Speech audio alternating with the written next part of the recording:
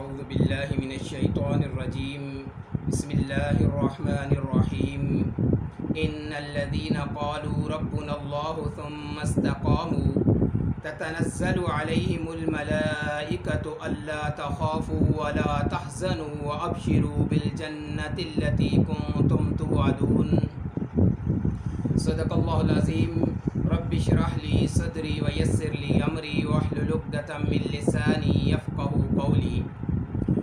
ان الذین قالوا ربنا اللہ، بے شک وہ لوگ کہ جو کہہ دیتے ہیں ہمارا رب اللہ ہے، ثم استقاموا، پھر اس پر ڈٹ جاتے ہیں، استقامت اختیار کرتے ہیں، تتنزل علیہم الملائکہ، تو ان پر اللہ کی جانب سے فرشتے نازل ہوتے ہیں، اللہ تخافوا ولا تحزنوا، اور انہیں کہتے ہیں کہ خوفزدہ نہ ہو، غم نہ کرو، وَأَبْشِرُوا بِالْجَنَّةِ الَّتِي كُنْتُمْ تُوعَدُونَ، اور اس جنت کی بشارت سے خوش ہو جاؤ جس کا تم سے وعدہ کیا گیا ہے۔ محترم معزز سامعین، اس آیت کریمہ میں اللہ رب العزت نے ایسے لوگوں کا تذکرہ فرمایا کہ جو اللہ رب العزت کے نزدیک انتہائی زیادہ اعلیٰ اور معزز ہیں، جو اللہ رب العزت کو انتہائی زیادہ محبوب ہیں۔ یہ کون لوگ ہیں کہ جو اللہ رب العزت کو انتہائی زیادہ محبوب ہیں؟ کون سی صفات کے مالک ہیں؟ تو اس صفت کو بھی اللہ رب العزت نے جامع انداز میں بیان فرما دیا کہ جب وہ ایمان لاتے ہیں، ایمان کو اختیار کرتے ہیں، تو پھر اس پر استقامت اختیار کر لیتے ہیں۔ ان کی زندگی کا مقصد اللہ اور اس کے رسول کی رضا ہوتا ہے، ان کی زندگی کا مقصد آخرت کی کامیابی ہوتی ہے، یعنی وہ اللہ اور اس کے رسول علیہ الصلاۃ والسلام کے احکامات کو ہر ایک چیز پر ترجیح دینے والے ہوتے ہیں۔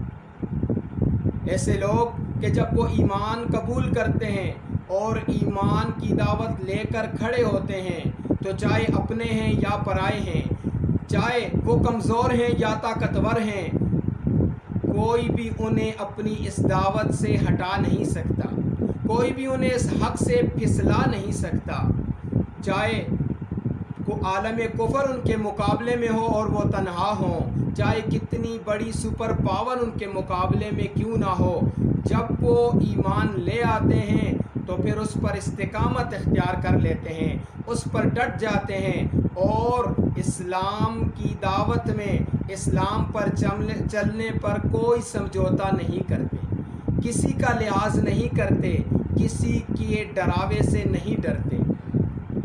یعنی ایسے لوگ کہ جو چاہے ان کو کوئی لالچ دی جائے، کسی عہدے کی لالچ، دنیا کے مال و دولت کی لالچ، وہ بھی ان کو حقیقی دعوت سے نہیں پھسلا سکتی۔ ان کو ڈرایا جائے، ان کو ایذائیں اور تکالیف پہنچائی جائیں، یہاں تک کہ ان کی جان بھی چلی جائے، لیکن اسلام پر وہ لوگ آنچ نہیں آنے دیتے۔ ہر قسم کی تکالیف اور مصائب برداشت کرتے ہیں، ہر قسم کی تکالیف جھیل لیتے ہیں، لیکن اسلام پر آنچ نہیں آنے دیتے، اسلام پر سمجھوتا نہیں کرتے۔ تو ایسے لوگوں کو اللہ رب العزت نے اپنا محبوب قرار دیا، اور اس آیت کریمہ کے اندر بھی ایسے لوگوں کا تذکرہ فرمایا کہ یہ لوگ اللہ رب العزت کو انتہائی محبوب ہیں۔ ایسے لوگوں کو اللہ تعالیٰ دنیا میں جنت کی بشارت سناتے ہیں کہ خوش ہو جاؤ اس جنت سے کی بشارت سے کہ جس کا تم سے عہد کیا گیا تھا، جس کا تم سے وعدہ کیا گیا تھا۔ نبی علیہ الصلوۃ والسلام کے تربیت یافتہ ساتھی ہوں یا ان کے بعد آنے والے اہل ایمان، جس نے بھی اسلام سے حقیقی محبت کی، اس کی زندگی کا مقصد اسلام تھا، اسلام کا دفاع اور اسلام کا غلبہ تھا، اللہ اور اس کے رسول کی محبت تھی، اور وہ اسلام کو اپنی زندگی کے ہر مقصد اور کام پر ترجیح دینے والے تھے۔ انہی میں سے ایک حضرت حسین رضی اللہ تعالیٰ عنہ بھی ہیں۔ جگر گوشہ رسول حضرت حسین رضی اللہ تعالیٰ عنہ نے بھی جب اسلام قبول کیا تو ان کی زندگی کا مقصد اسلام کا دفاع تھا، ان کی زندگی کا مقصد اسلام کی کامیابی تھی، اسلام کی اشاعت تھی۔ حسین رضی اللہ تعالیٰ عنہ نے بھی اپنی اور اپنے خاندان کی قربانی محض اسلام کی خاطر پیش کی۔ آج دنیا کے اندر مختلف طریقوں سے حسین رضی اللہ تعالیٰ عنہ سے عقیدت اور محبت کا اظہار کیا جاتا ہے۔ لوگ سڑکوں پر نکلتے ہیں، کوئی دیگے چلاتے ہیں، کوئی ختم کرواتے ہیں، یعنی مختلف طریقوں سے حسین رضی اللہ تعالیٰ عنہ سے عقیدت اور محبت کا اظہار کیا جاتا ہے، ان کی تعریف کی جاتی ہے، ان کے قصے بیان کیے جاتے ہیں اور ان کے قاتلین پر لعن و تشنیع کی جاتی ہے، گالیاں دی جاتی ہیں۔ لیکن حسین رضی اللہ تعالیٰ عنہ نے جس مقصد کے لیے قربانی پیش کی، جس مقصد کے لیے انہوں نے اپنی اور اپنے خاندان کی جانوں کا نذرانہ پیش کیا، اس کی طرف توجہ نہیں کی جاتی۔ یعنی محض ان کے تذکرے کر دینا، سڑکوں اور چوراہوں پر نکل آنا یا کچھ پکا کے تقسیم کر دینا، اس سے نہ تو اسلام کو کوئی فائدہ ہے، نہ ہی ان لوگوں کو اپنی اخروی زندگی میں اس کا کوئی فائدہ ہے اور رب کی طرف سے انعام کے مستحق ہے، بلکہ محرم کے چند دنوں میں عقیدت کا اظہار کرنے کے بعد سارا سال وہ سب کچھ بھول جاتے ہیں۔ اس چیز کی طرف توجہ نہیں کرتے کہ حضرت حسین رضی اللہ تعالیٰ عنہ نے کس مقصد کے لیے قربانی پیش کی، وہ کیا مقصد تھا کہ حسین رضی اللہ تعالیٰ عنہ نے اس کے لیے اپنے خاندان کا نذرانہ پیش کر دیا، لیکن اس مقصد پر آنچ نہیں آنے دی۔ وہ کیا مقصد تھا، اس کی طرف توجہ نہیں کرتے۔ کیا اس وقت لوگ اسلام چھوڑ چکے تھے؟ نہیں، بلکہ اس وقت بھی لوگ اسی طرح اسلام پر قائم تھے جس طرح پہلے تھے۔ وہ لوگ بھی اللہ پر ایمان لانے والے تھے، رسول اللہ علیہ السلام پر ایمان لانے والے تھے، قرآن کو ماننے والے تھے۔ ان کے ملک کا دستور بھی اسلامی تھا، ان کی عدالتوں میں فیصلہ بھی قرآن کے مطابق ہی ہوتا تھا۔ کیا یزید نے نماز پر پابندی لگا دی تھی، روزے پر پابندی لگا دی تھی، حج اور زکوٰۃ پر پابندی لگا دی تھی؟ یا یزید نے، اس کی حکومت نے زنا کی اجازت دے دی تھی، اس کے لائسنس جاری کر دیے تھے، سود کو حلال قرار دیا تھا؟ یا کوئی اور ایسا کام جو اسلام نے حرام قرار دیا اور یزید نے حلال قرار دیا تھا؟ نہیں، ایسی کوئی بات نہیں تھی۔ نہ تو یزید نے نماز پر پابندی لگائی تھی، نہ حج اور زکوٰۃ پر پابندی لگائی تھی، اور نہ ہی یزید نے زنا کی اجازت دی تھی، زنا کو قانونی طور پر جائز قرار دیا تھا، نہ ہی سود کو عام اور جائز قرار دیا تھا، نہ ہی کسی اللہ کی حرام کردہ چیز کو حلال قرار دیا تھا۔ کیا انہوں نے اسلام کو مٹا دیا تھا؟ نہیں، انہوں نے اسلام کو نہیں مٹایا تھا، لیکن اس کے باوجود وہ کیا مقصد تھا، وہ کیا چیز تھی جس کی وجہ سے حسین رضی اللہ تعالیٰ عنہ نے قربانی دی ہے؟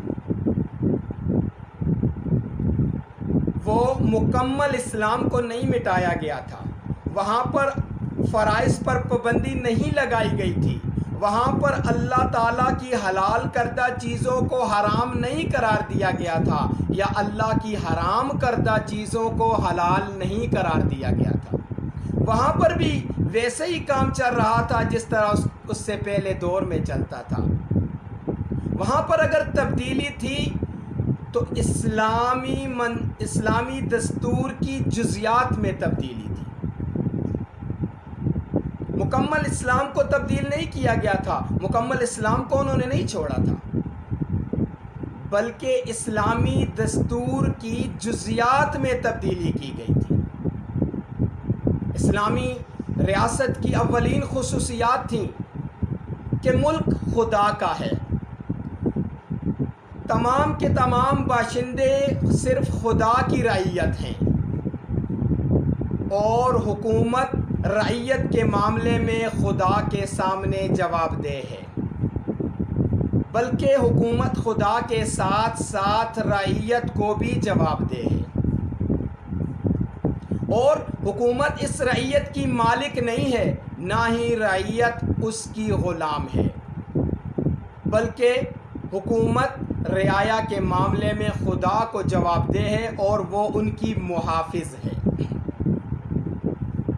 اور اسی طرح مسلمانوں کا خلیفہ ان کے نیک اور صالحین اہل علم کے مشورے سے مقرر ہوتا تھا اور تمام لوگوں کی آزادانہ رضامندی سے اس کی بیعت کی جاتی تھی، اور جب تک یہ لوگ اس پر مطمئن اور راضی رہتے تھے وہ خلیفہ مقرر رہتا تھا، اور جب لوگوں کا اس سے اعتماد ختم ہو جاتا، اعتماد اٹھ جاتا، تو وہ خود بخود خلافت سے دستبردار ہو جاتا تھا۔ اسی طرح ان کا شورائی نظام کہ لوگ وہاں پر لوگ اہل علم میں سے نیک اور بااعتماد لوگوں کو اختیار ہوتا تھا کہ وہ لوگوں کے لیے خلیفہ کا تقرر کریں اور اس کو چنیں۔ تو یہاں پر وہ کیا تبدیلی تھی؟ وہ جزیات کی تبدیلی تھی کہ جب یزید کو ان بااعتماد لوگوں نے پسند نہیں کیا، جب یزید کی بیعت بااعتماد لوگوں نے نہیں کی، تو یزید کو دستبردار ہونا چاہیے تھا، اس کے بجائے وہ اپنی ضد پر ڈٹ گیا۔ اسی طرح لوگوں کو رائے کی آزادانہ اظہار کی آزادی تھی، اور خلیفہ لوگوں کو ہر وقت میسر تھا، جمعے کے اندر بھی لوگ، نمازوں کے اندر بھی لوگ، رات اور دن کے اندر لوگ ان سے پوچھ سکتے تھے، ان کے پاس جا سکتے تھے، ان سے سوال کر سکتے تھے، ان کے خلاف بھی کھڑے ہو کر بول سکتے تھے، ان کی غلطیاں ان کو بتا سکتے تھے۔ لیکن یزید کی طرف سے یہ حکم تھا کہ اگر زبان کھولنی ہے تو میری تعریف میں کھولنی ہے، میرے خلاف بولنے کی تمہیں اجازت نہیں ہے۔ یعنی وہاں پر اسلام تبدیل نہیں ہوا تھا، لوگوں کی عبادات پر پابندی نہیں لگائی گئی تھی، بلکہ اسلامی دستور کی جزیات میں تبدیلی تھی۔ اور حسین رضی اللہ تعالیٰ عنہ نے جب یہ دیکھا کہ اسلامی دستور کی جزیات میں تبدیلی ہے، وہ بانپ گئے کہ آج اگر اسلامی دستور کی جزیات میں تبدیلی ہے تو کل اسلام کا دستور ختم ہو جائے گا، مٹا دیا جائے گا۔ اور اس مقصد کے لیے کہ اسلام ابھی نہیں مٹا تھا بلکہ اسلامی دستور کی جزیات میں تبدیلی تھی، اس کے خلاف حسین رضی اللہ تعالیٰ عنہ کھڑے ہو گئے، اور اس مقصد کے لیے حسین رضی اللہ تعالیٰ عنہ نے اپنے آپ کو اور اپنے خاندان کو شہید کروا دیا، اس کا نذرانہ پیش کر دیا۔ یعنی حسین رضی اللہ تعالیٰ عنہ نے ہمیں یہ پیغام دیا، وہ اللہ کے اوپر ایمان لانے کے بعد حقیقی بندوں میں سے تھے، حقیقی اہل ایمان میں سے تھے، ان کی زندگی کا مقصد اللہ کی دین کی کامیابی اور دفاع تھا، ان کی زندگی کا مقصد اللہ اور اس کے رسول علیہ الصلوۃ والسلام کی اطاعت تھا۔ اسلام سے وہ حقیقی محبت کرنے والے تھے، حقیقی ایمان لانے والے تھے۔ اسی وجہ سے جب دستور کی جزیات میں تبدیلی ہوئی تو انہوں نے اس کو برداشت نہ کیا۔ لیکن دوسری طرف آج ہم حسین رضی اللہ تعالیٰ عنہ سے عشق و محبت کے دعوے کرتے ہیں، محرم کے چند دنوں میں ان سے عقیدت اور محبت کا اظہار بھی کر دیتے ہیں، لیکن ذرا سوچیں کہ وہاں پر اسلامی دستور موجود تھا، یہاں پر اور اسلامی دستور کی جزیات میں تبدیلی کو برداشت نہ کیا۔ ہم بھی ایمان کا دعویٰ کرتے ہیں، ایمان لاتے ہیں، حسین رضی اللہ تعالیٰ عنہ سے بھی، صحابہ کرام سے بھی، نبی علیہ الصلوۃ والسلام سے بھی، اسلام سے بھی محبت کے بڑے بڑے دعوے کرتے ہیں، تو یہاں تو اسلام کا دستور مٹ چکا ہے، ختم ہو چکا ہے۔ اگر ہم حقیقی مومن ہیں، اگر ہمیں اسلام سے حقیقی محبت ہے تو ہمیں پریشانی کیوں نہیں ہوتی؟ ہم اس کے خلاف اٹھ کھڑے کیوں نہیں ہوتے؟ ہم اس باطل نظام کو مٹا کر اسلام کے نظام کو قائم کرنے کی کوشش کیوں نہیں کرتے؟ اگر ہم حقیقی مومن ہیں، اگر ہم اس کو دل سے بھی چاہتے ہیں زبان کے ساتھ ساتھ، تو ہم عمل سے اس کا اظہار پیش کریں۔ اس وقت تو اللہ کی حرام کردہ چیزوں کو حلال نہیں قرار دیا گیا تھا، بلکہ وہ بدستور حرام تھی، ان پر سزا موجود تھی۔ آج شراب کو خود حلال قرار دے دیا گیا، اس کے لائسنس جاری کر دیے گئے۔ بے حیائی اور فحاشی خود حکومت کی سرپرستی میں کی جاتی ہے، اس کو حلال قرار دے دیا گیا۔ سود خود حکومت نے حلال قرار دیا، پوری دنیا کے اندر سود عام ہے، اور خصوصاً مسلمان ممالک کے لیے تو اللہ اور اللہ کے رسول سے یہ جنگ ہے۔ مسلمانوں کو تو اس سے اجتناب کرنا چاہیے تھا، ہم بلکہ سود کے کاروباروں میں، سود لینے میں اور دینے میں ملوث ہیں۔ یعنی اس وقت اللہ کی حرام کردہ چیزوں کو حلال نہیں کیا گیا تھا، آج اللہ کی حرام کردہ چیزوں کو سرعام حلال کہا جا رہا ہے، اللہ سے سرعام بغاوت کی جا رہی ہے، اور ہم خاموش ہیں۔ اس وقت عبادات پر پابندی نہیں لگائی گئی تھی، آج عبادات پر پابندی لگائی جاتی ہے، اور بسا اوقات ہم کھل کر عبادت نہیں کر سکتے۔ اس وقت شاعر اسلام کی کوئی توہین نہیں کی جاتی تھی، آج شاعر اسلام کی توہین کی جاتی ہے، اور اس کی پشت پناہی کی جاتی ہے، ان کا دفاع کیا جاتا ہے، ان کو محفوظ کیا جاتا ہے، مسلمانوں کی سرعام دل آزاری کی جاتی ہے۔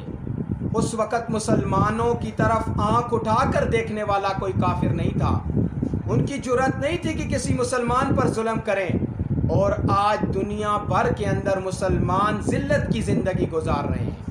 کشمیر کی حالت دیکھیں، ان درندوں نے انتہائی زیادہ ظلم و ستم مچایا ہوا ہے۔ فلسطین کی حالت دیکھیں، اور دیگر مسلمانوں کی حالت ذرا دیکھیں، ان کی حالت زار پر ذرا غور کریں، مسلمانوں کی کیا حالت ہے؟ کیا اسلامی ملک ختم ہو چکے ہیں؟ کیا مسلمان ختم ہو چکے ہیں؟ نہیں، حقیقت میں مسلمان تو موجود ہیں، لیکن ان کے دل سے حقیقی ایمان نکل چکا ہے۔ تو جب بھی محرم کا مہینہ آتا ہے، حسین رضی اللہ تعالیٰ عنہ کی شہادت کے دن آتے ہیں، ہمیں یہ پیغام دیتے ہیں کہ حقیقی مومن اس طرح ہوتا ہے کہ وہ مکمل اسلام تو بہت بڑی بات ہے، اس کی کسی جز میں بھی تبدیلی کو برداشت اور قبول نہیں کرتا، اس کے لیے اپنی جان، اپنا مال، اپنا سب کچھ قربان کرنے کے لیے تیار ہو جاتا ہے۔ تو ایسے لوگ حقیقی مومن ہیں، اور حسین رضی اللہ تعالیٰ عنہ کی شہادت بھی ہمیں یہی پیغام دیتی ہے۔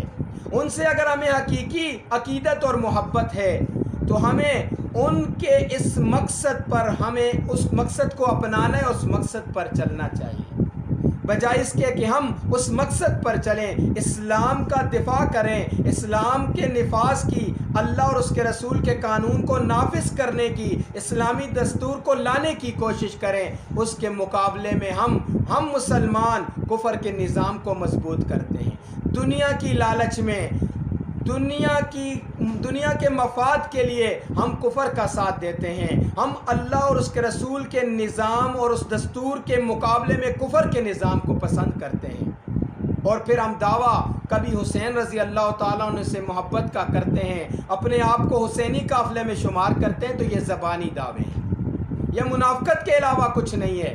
اگر ہم بھی حقیقی طور پر ان سے محبت کرتے ہیں، عقیدت رکھتے ہیں، تو ہمیں بھی انہی کی طرح اسلام سے محبت کرنی ہے، انہی کی طرح اسلام کے لیے کوشش کرنی ہے، اور انہی کی طرح اسلام کے دفاع کے لیے اپنا مال، اپنی جان، اپنی اولادیں سب کچھ قربان کرنے کے لیے ہمیں تیار ہونا چاہیے، اور ہمیں تیار ہونا ہے، اسی صورت میں ہم حقیقی مومن ہیں۔